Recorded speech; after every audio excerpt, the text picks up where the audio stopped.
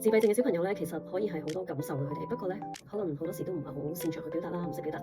咁我離開香港之前咧，咁我最後咧，即係暫停晒我所有手頭上嘅工作啦。咁包括好多嘅個案，同埋一啲即係教咗好多年嘅一啲小朋友啦。咁可能佢哋係由音樂治療個別治療開始，跟住去到做一啲小組治療啦，跟住慢慢去到可能想繼續學一種樂器喎，咁我教佢哋彈琴啦，係一個好長嘅一個關係啦，同埋係真係好多年，即係都預先同佢哋講話我會離開啊，咁可能要換老師啊之類咁樣啦。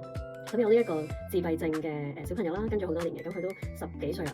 咁最後嗰2堂咧，嗰2個星期咧，佢表現真係同平時咧好唔同喎。咁首先咧，佢平時喺屋企咧都唔會點揭開本琴書。嗰個禮拜咧，爸爸就同我講，佢話佢成個禮拜都係咁揭開本琴書係咁睇咯。咁應該係即係佢用緊呢一個嘅方法去幫自己去調節啦。即係大家都知道自閉症嘅小朋友其實對於轉換環境啊，或者要去改變一啲好恆常做嘅嘢嘅時候，其實都要啲時間去適應啦，或者會有一啲 frustration 啦。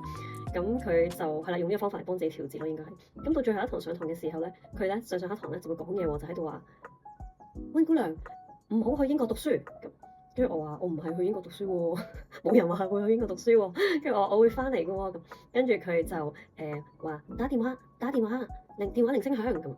所以其實佢係用佢嘅 way 去話俾我聽，又或者去表達緊，即係佢好想打俾你啊，或者係唔捨得你啊咁樣啦。咁只不過係自閉症嘅小朋友，佢哋唔係好識表達，就會用其他呢一啲嘅方式去表達佢想表達嘅一啲感受咯。咁但係其實佢哋都會好多感受嘅。